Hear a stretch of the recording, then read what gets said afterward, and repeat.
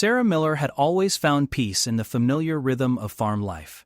The morning sun cast long shadows across the wheat fields as she hung laundry on the line behind their modest farmhouse. Her 6-year-old daughter Emma played nearby, chasing butterflies through the tall grass with the carefree laughter that only children possess. The radio in the kitchen had been crackling with weather warnings all morning, but Sarah paid little attention. Living in Tornado Alley for 30 years had taught her that most warnings amounted to nothing more than heavy rain and strong winds. Besides, there was too much work to be done before her husband Tom returned from his business trip to the city. Emma's small voice interrupted her thoughts. "Mama, why is the sky getting so dark? It's still morning time." Sarah looked up from the clothesline, her hand still gripping a damp towel. The western horizon had transformed into something she had never seen before. A massive wall of churning black clouds stretched across the entire sky, moving toward them with unnatural speed. The air had become eerily still, and even the birds had stopped singing. "Emma, come here right now," Sarah called, trying to keep the alarm out of her voice. As her daughter ran toward her, Sarah felt the temperature drop at least 10 degrees in a matter of seconds. The radio inside the house began blaring an emergency alert, the mechanical voice cutting through the morning silence like a knife. "This is the National Weather Service. A tornado emergency has been declared for Crawford County. A large and extremely dangerous tornado is on the ground and moving northeast at 45 miles per hour. Take shelter immediately. This is not a drill." Sarah's blood ran cold. Their farmhouse sat directly in the path described by the warning. She scooped Emma into her arms and ran toward the house, her heart pounding against her ribs. The wind had begun to pick up, sending the freshly hung laundry dancing wildly on the line. Inside the house, Sarah grabbed the emergency bag she kept in the hall closet. Her hands shook as she stuffed it with bottled water, crackers, and Emma's favorite stuffed rabbit. The radio continued its urgent warnings, describing a tornado that was already destroying everything in its path. "Mama, you're scaring me," Emma whispered, clinging to her mother's neck. "We're going to play a hiding game," Sarah said, forcing a smile as she carried her daughter toward the back door. "We're going to hide in the old barn until the storm passes." The farmhouse had no basement, a fact that had never bothered Sarah until this moment. But the old red barn behind the house had a hayloft with thick wooden beams. It wasn't perfect, but it was the best shelter they had. As they stepped outside, the wind hit them like a physical force. Sarah had to lean forward to make progress, shielding Emma's face from the debris that was already beginning to fly through the air. Leaves, small branches, and dust swirled around them in a chaotic dance. The barn door was heavy, and Sarah struggled to pull it open against the wind.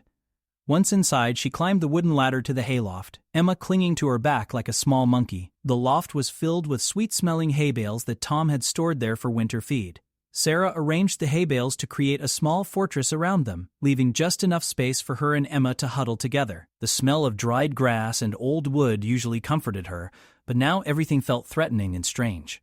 "Are we safe now, Mama?" Emma asked, her blue eyes wide with fear. "We're safe, sweetheart," Sarah lied, pulling her daughter close. "The storm will pass soon, and then Daddy will come home." But even as she spoke the words, Sarah could hear the tornado approaching. It sounded like a freight train, but worse, deeper, and more violent than anything she had ever experienced. The barn began to shake, and dust rained down from the wooden beams above them. Through a small gap in the hay bales, Sarah could see out the loft window. What she saw made her stomach turn to ice. The tornado was massive, easily a mile wide, and it was heading straight for their property. She could see their neighbor's barn in the distance being lifted into the air and torn apart like it was made of paper. Emma pressed her face against her mother's chest, and Sarah could feel her small body trembling. The roar of the wind was becoming deafening, and the barn was shaking so violently that Sarah was afraid it might collapse at any moment. "Mama, I'm scared," Emma cried, her voice barely audible over the storm. "I know, baby. I'm here." "Mama's here," Sarah whispered, though she was more terrified than she had ever been in her life. The tornado hit their property with the force of a bomb. Sarah watched in horror as their farmhouse, the place where Emma had taken her first steps and spoken her first words, was lifted into the air and scattered across the fields like confetti. The chicken coop, Tom's workshop, and even their old pickup truck disappeared into the swirling darkness. The barn groaned and swayed, but the thick wooden frame held firm. Sarah pressed Emma deeper into the hay and covered both of them with a heavy tarp she found nearby. The noise was indescribable, like being inside the engine of a jet plane while it exploded. And then, as suddenly as it had begun, the roaring stopped. The silence that followed was almost more terrifying than the noise had been. Sarah could hear her own heartbeat and Emma's rapid breathing, but nothing else. She was afraid to move, afraid to look outside, afraid of what they might find. "Is it over, Mama?" Emma whispered. Sarah slowly lifted the tarp and peered out the loft window. Where their beautiful farmhouse had stood just minutes before, there was nothing but an empty concrete foundation. The landscape looked like a war zone, with twisted metal and broken wood scattered as far as she could see. But they were alive. Against all odds, the old barn had protected them. Sarah held Emma tighter, tears streaming down her face. They had survived, but their entire world had been destroyed in less than 10 minutes. Everything they owned, except for the clothes on their backs and the few items in her emergency bag, was gone. As she looked out at the devastation, Sarah realized that their ordeal was far from over. They were stranded in the middle of nowhere, with no house, no car, and no way to contact help. The nearest neighbor was 3 miles away, and she had no idea if they had survived the tornado. Emma looked up at her mother with trusting eyes. "What do we do now, Mama?" Sarah didn't know the answer, but she knew she had to be strong for her daughter. They had survived the tornado, and somehow they would survive whatever came next. She kissed the top of Emma's head and held her close, listening to the eerie silence that had replaced their normal, peaceful morning. The real test was just beginning. 2 hours had passed since the tornado moved on, leaving behind a landscape that looked like the surface of an alien planet. Sarah and Emma remained huddled in the hayloft, afraid to venture outside. The silence was broken only by the occasional creak of damaged wood and the distant sound of sirens somewhere far away. Emma had fallen asleep in her mother's arms, exhausted from fear and adrenaline.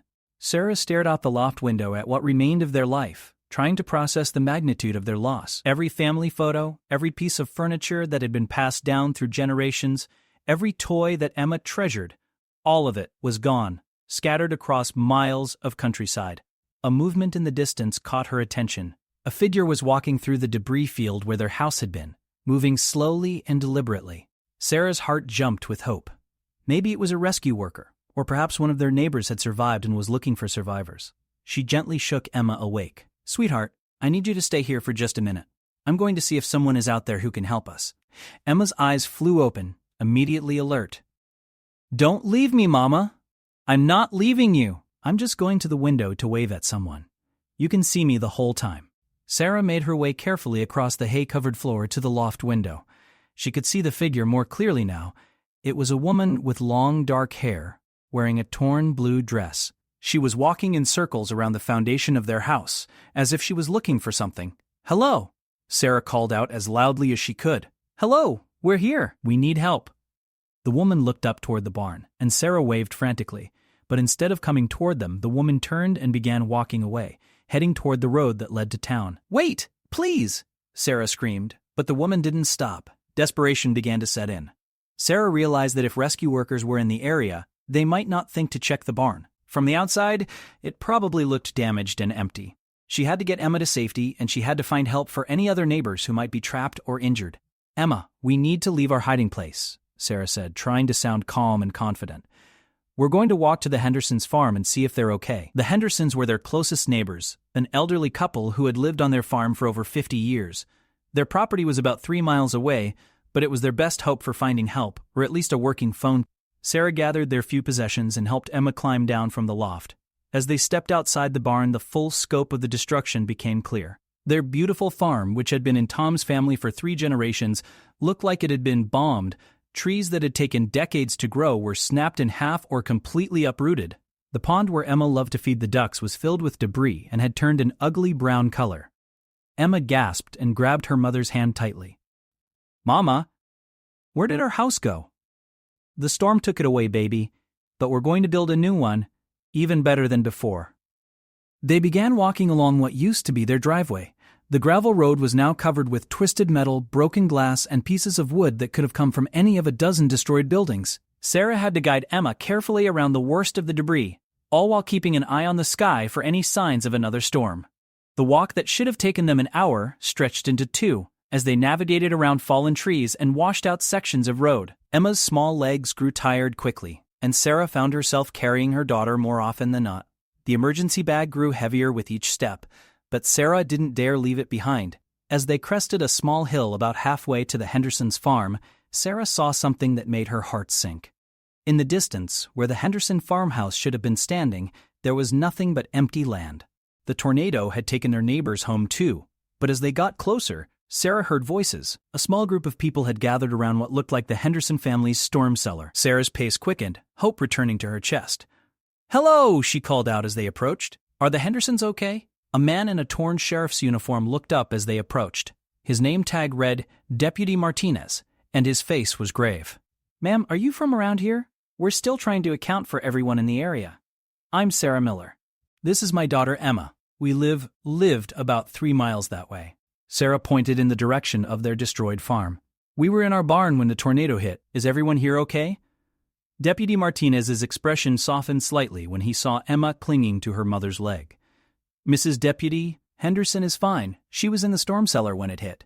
But we can't find Mr. Henderson anywhere. His wife says he was outside trying to get their dog to safety when the tornado struck." Sarah felt a chill run down her spine. She had known Walter Henderson since she was Emma's age. He was like a grandfather to everyone in the community, always ready with a kind word or a helping hand. "We need to find him," Sarah said without thinking. "Ma'am, with all due respect, that's a job for trained rescue workers. The area is too dangerous for civilians, especially with a child." But Mrs. Nello, Henderson, a frail woman in her 70s, overheard the conversation and walked over to them. Her eyes were red from crying, and she clutched a torn photograph of her husband. "Sarah, dear, you and your little one made it through. Thank God," she said, pulling them both into a hug that smelled like dust and fear. "But Walter is still out there somewhere. He went after Rufus when he saw the tornado coming. They were near the old grain silo when I last saw them." Sarah looked toward where the grain silo had stood. Now there was only a twisted pile of metal and concrete. If Walter had been near there when the tornado hit, the chances of finding him alive seemed impossibly small. Emma tugged on her mother's shirt. "Mama, who are we looking for?" Sarah knelt down to her daughter's level. "Mr. Henderson is missing, sweetheart. He's Mrs. Henderson's husband, and he helped Daddy fix our tractor last spring. Remember the nice man who always gave you peppermint candies?" Emma nodded solemnly. "We have to find him, Mama." Despite the deputy's protests, Sarah found herself joining the search. Mrs. Henderson was too frail to walk over the rough terrain, so she stayed with Emma near the storm cellar while Sarah and 2 other volunteers spread out to look for any sign of Walter or his dog. The search was heartbreaking. Every piece of debris could have been hiding a person, and every shadow looked like it might be Walter lying injured and waiting for help. Sarah called his name until her voice was hoarse, but there was no response. As the afternoon wore on, more rescue workers arrived on the scene. They brought proper equipment and trained dogs, but even with their help, there was no sign of Walter Henderson. The tornado had scattered debris over hundreds of acres, and searching it all would take days. Sarah found herself thinking about Tom, wondering if he had heard about the tornado and was trying to get home. The cell towers in the area were down, so there was no way to contact him. He was probably frantic with worry, not knowing if his wife and daughter were alive or dead. As the sun began to set, casting long shadows across the devastated landscape, Sarah made her way back to where Emma was waiting with Mrs. Joe Henderson. Her daughter was asleep on a blanket someone had provided, her small face peaceful despite the chaos around them. "Any sign of him?" Mrs. Henderson asked hopefully. Sarah shook her head, her heart breaking for the elderly woman. "I'm sorry, Mrs. Henderson, but we're not giving up. The rescue teams will keep searching. Mrs. Doctor gave us morphines about." Henderson nodded, though tears streamed down her weathered cheeks. 53 years we've been married. He's never missed coming home for dinner, not once in all that time. A paramedic approached them with news that a shelter had been set up at the high school in town. Buses were available to transport tornado victims there, where they would have food, clean water, and a safe place to sleep. As Sarah gathered up Emma and their few belongings, she took one last look at the destruction around them. Somewhere in this chaos, Walter Henderson might still be alive, waiting for rescue. But Sarah had to think of Emma first. Her daughter needed safety, food, and rest. The bus ride to town was quiet, filled with other families who had lost everything. Sarah held Emma close and tried not to think about the long road ahead of them. They had survived the tornado, but rebuilding their lives would be an even greater challenge. As they reached the edge of town, Sarah could see that they weren't the only ones affected. The tornado had carved a path of destruction through several communities, and the high school gymnasium was filled with families just like theirs, all trying to figure out what came next. But for now, they were safe. And somewhere out there, Tom was probably moving heaven and earth to get home to them. Sarah closed her eyes and held her daughter tighter, grateful for the simple fact that they were both still breathing. The search for Walter Henderson would continue, but tonight, Sarah's only job was to take care of Emma and wait for word from her husband. Tomorrow would bring new challenges, but they would face them together, just as they always had. 3 days had passed since the tornado, and the high school gymnasium had become a temporary city of displaced families. Cots lined the basketball court, separated by thin curtains that provided little privacy but gave each family a small space to call their own. The constant hum of conversations, crying children, and the occasional argument created a background noise that never stopped. Sarah sat on the edge of her cot, watching Emma play with a donated toy truck. Her daughter had adapted to their new reality with the resilience that only children possess, but Sarah could see the worry in her young eyes. Emma kept asking when Daddy was coming home, and Sarah was running out of ways to say soon without knowing if it was true. Tom's business trip had taken him to Denver, and with the communication system still down in much of the area, he had no way of knowing what had happened to his family.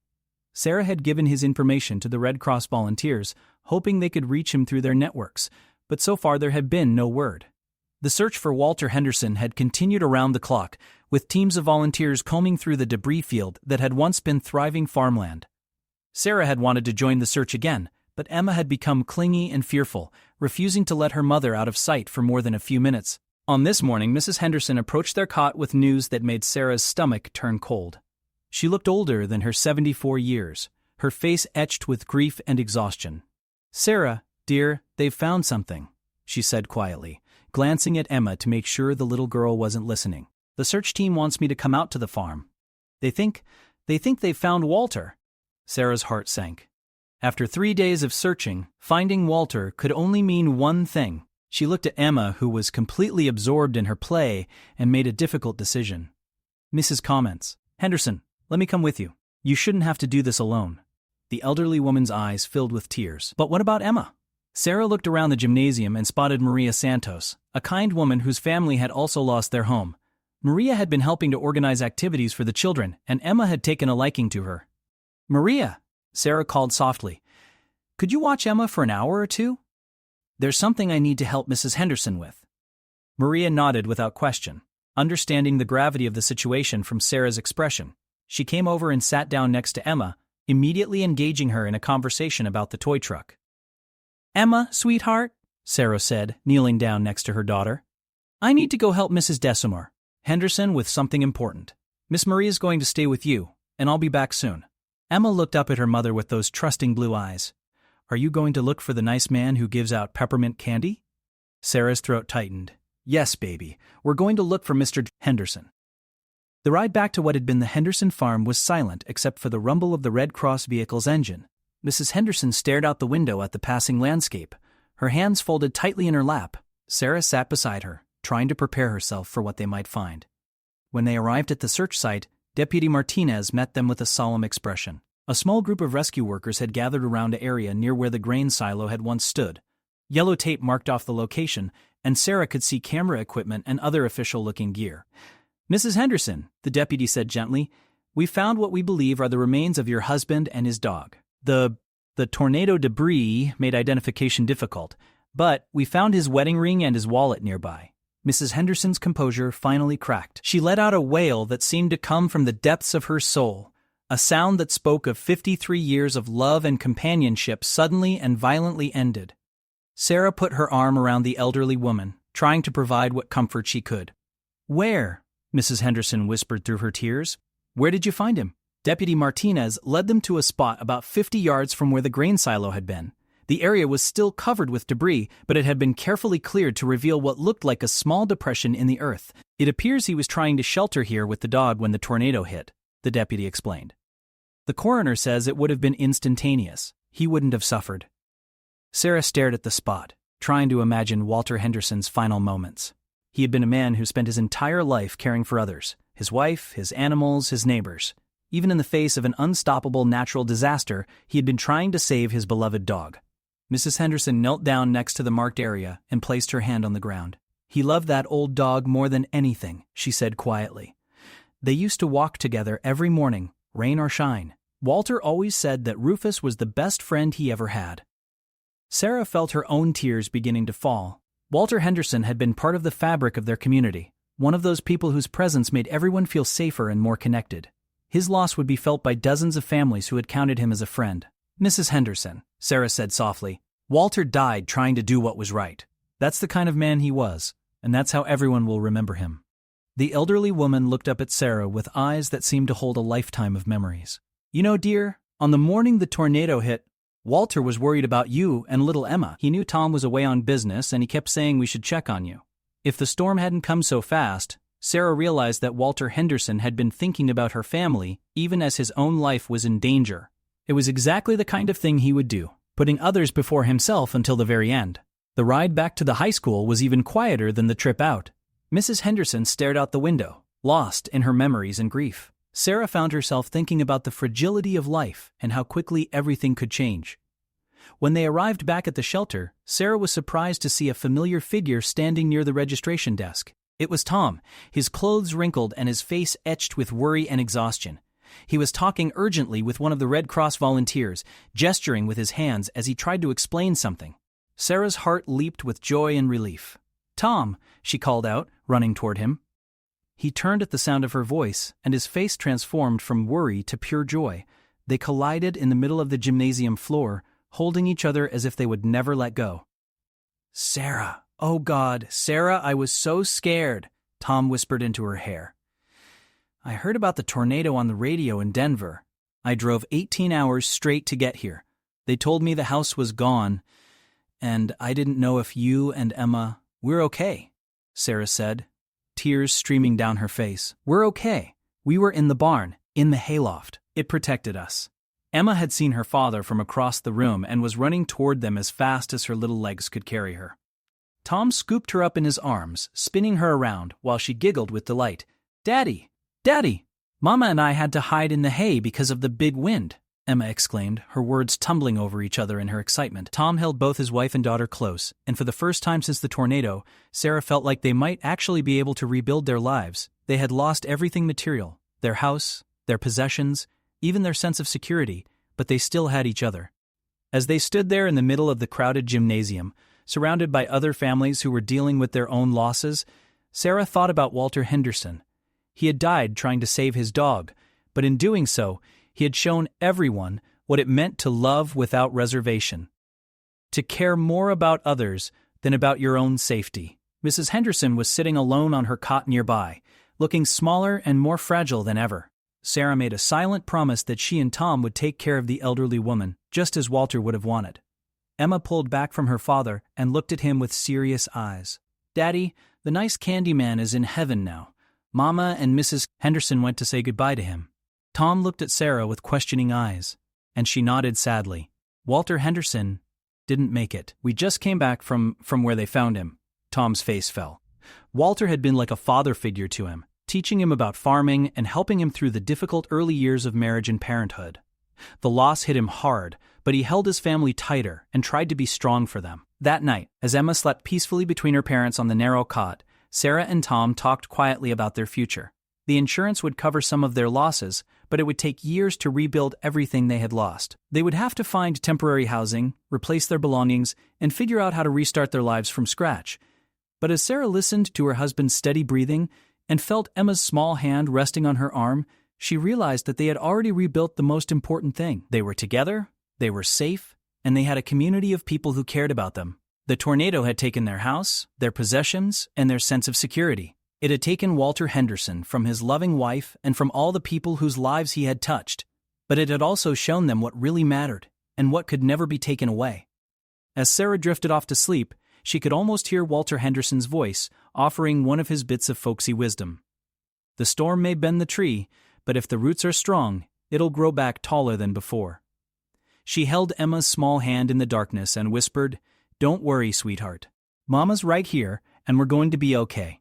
Outside the gymnasium windows, the stars were shining brightly in the clear sky, a reminder that even after the darkest storms, there was always light waiting on the other side.